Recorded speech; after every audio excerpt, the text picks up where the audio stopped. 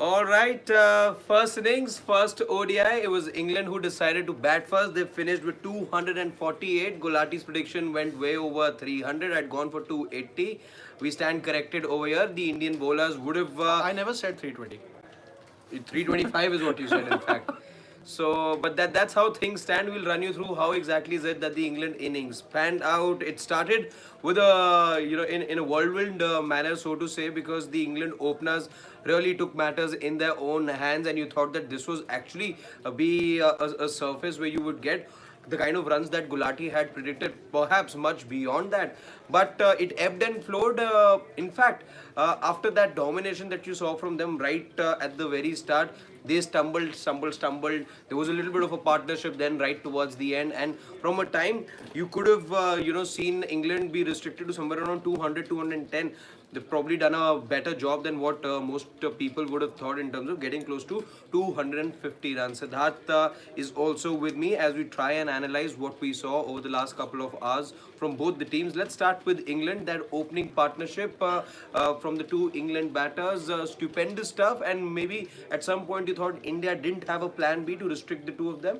Yeah, absolutely. And I think this is one of the things that we have seen with the England ODI openers here. There was a time, when you had Ben Duckett and Zach Crawley, they also were giving those blistering starts to England ever since, they've had some kind of a transition in their ODI team. But now they have Phil Salt and Ben Duckett.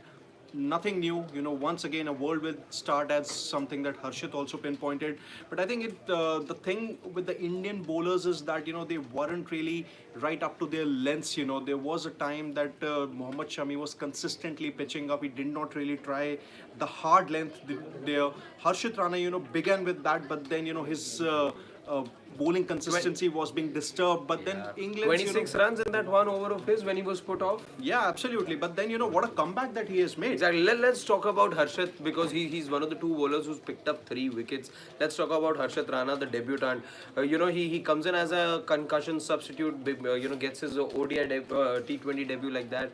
This time around, there's an injury. Then he gets named in the squad and he gets his debut as well. At a time where you actually didn't think that he'll be the one to make his debut, because you have an Arshdeep also in the side. But initial impressions, Harshit Rana, 3 wickets for him. A couple of good ones as well, especially that of Duckett and Brook. I think his white ball career has been pretty good ever since he's made his listed debut. Also had a good IPL for Kolkata Knight Riders, was a part of their title winning campaign, and even impressed in that the T20I that he featured against England. It was in Pune. I think he's very good with the old ball, something that he really showed. Still, maybe he has a lot of work to do as far as his new ball skills are concerned. And if we talk about that T20I, also he came on to bowl after the 10th over. So does have that ability to hit the hard length and even make sure that extract something out of the pitch. Something that he did when later he was called back for the second and third spell. Exactly. In fact, the one thing that stood out for me talking about him was his ability to get that extra bit of bounce and surprise England batters, because Brook was clearly taken by surprise. So was Ben Duckett. Both of them not having much control over the shots that they played, and Harshit Rana getting those couple of wickets. So that was one of the two Indian bowlers that picked up 3 wickets. Let's talk about the other one. I think Ravindra Jadeja, because before the beginning of the series also there were those discussions whether you would want to have two left arm spinning all rounders in your 11, or you would want some kind of variety, whether you would want to have an Akshar Patel ahead of Ravindra Jadeja. But then Jadeja once again silencing the doubters very well and proving that he is your number one all rounder as far as the ODI setup is concerned. In fact, the pick of the bowlers, Ravindra Jadeja, if you look at all the Indian bowlers, 2.9 his economy in all the overs that he bowled, picking up 3 wickets as well. In the middle overs, as I was saying earlier, that's when India really turned things around, because England at one point looked like at the 9th over, 10th over mark that they were running away with the match. But the one man who didn't allow England to settle down at all with his economical and wicket-taking spells was Ravindra Jadeja. 3 crucial wickets for him, and coming at an economy which is extremely rare to see at times. 2.9 his economy, especially in Indian conditions, especially also in the on a kind of surface which many thought is actually a 300 plus surface. So for him to make use of those conditions, very little aid for him in terms of spin. But the fact that he was hitting the right lengths, he was not he was cramping batters for room. Have to give credit for Ravindra Jadeja the way that he bowled today. Yeah, I think had Vishy been here today, Siddharth Vishwanathan, he would have said that England's 200-year misery against spin has continued, and it's because of Ravindra Jadeja. But I think as far as the competition goes between Jadeja and Akshar Patel, what Jadeja has clearly shown that he is miles ahead of Akshar, even in terms of his bowling, batting, and pitching it up on the right lengths. Someone in case of Akshar, he still struggled on a track wherein Jadeja really excelled. But See, he finishes. I was just closely looking at Aksar's numbers as well. 7 overs, 38 for 1, economy of 5.8. Still okay. Yeah, you'll take that. You'll take that. Probably another wicket in that column over there would have made his figures look a little better. But will that be enough to have him in the Champions Trophy squad? Well, I remember, believe Varun so. Chakravarti is there. I believe so. I believe so because again, the kind of batting ability that you get with Aksar. Varun Chakravarti doesn't even give you 1/10 of that. No, but He's there's no improved. comparison also, Exactly, he's improved on his fielding, Varun Chakravarti, but comparing fielder to fielder, you know who the better fielder between the two of them is. I like the combination that this Indian team has gone ahead with, and like we said at the toss as well, I think this is going to be the combination India play with going forward as well. One specialist spinner, two all-rounders, spin bowling all-rounders, two out-and-out fast bowlers, And Hardik and Pandya. Hardik Pandya gives you 6 bowling options in totality. I don't see there being a situation where India shift, and India will be happy with what they've seen so far in this one innings as well.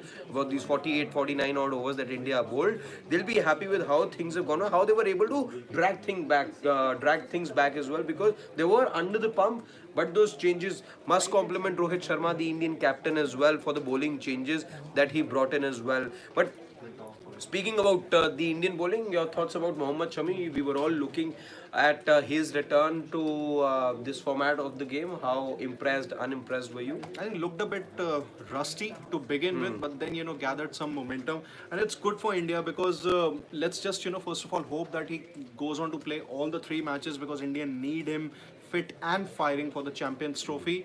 A little rusty today, but then I think it's just once again the start of things for him as far as his India comeback is concerned.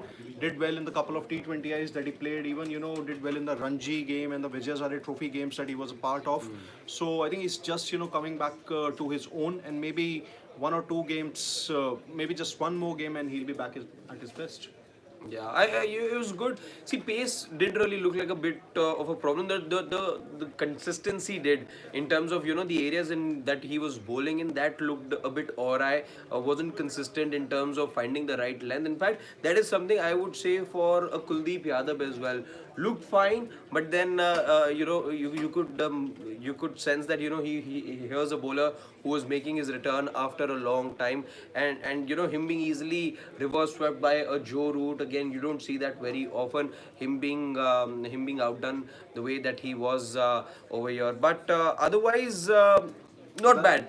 When you look at his overall figures as well, not bad from Kuldeep as well, if you ask. Last 3 wickets of England, adding round about 42, 43 odd runs.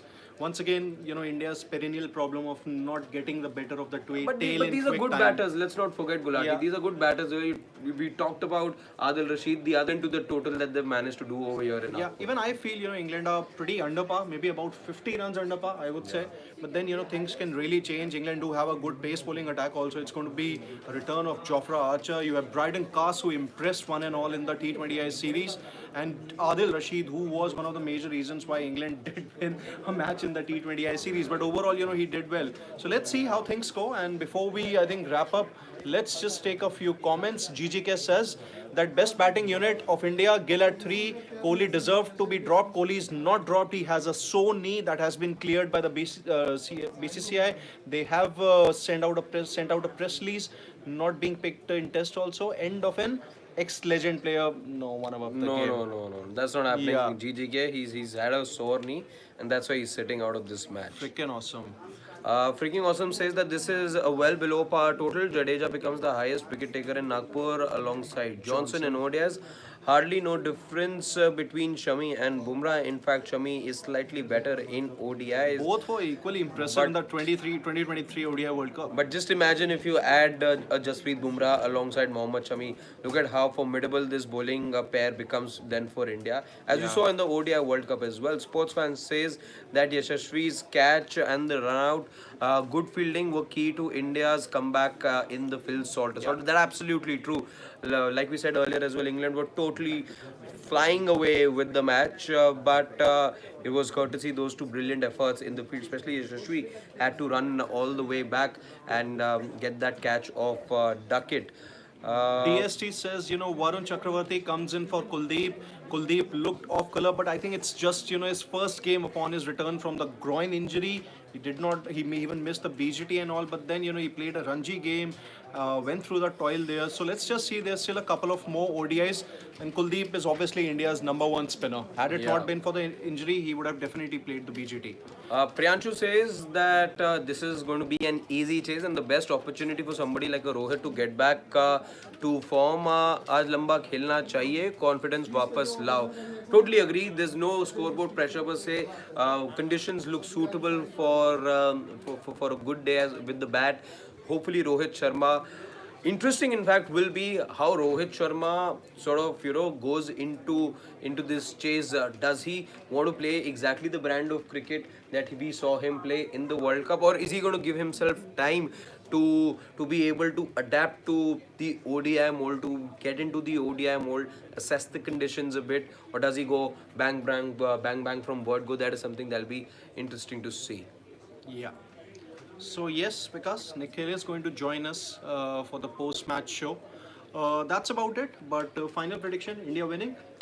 India winning. This should be a comfortable win for India. You love to see runs from the top 3, 4. And yeah, easy win. Even an India win for me. So we'll join you for the post-match discussion, which will feature Harshit, myself, and Nikhil Nas. And stay tuned to Sports Today as we'll bring you all the latest updates and analysis from the sporting world. Do subscribe, tap that bell icon so that when we go live, you get to know about it. So until then, on behalf of Harshit, it's Siddharth saying goodbye.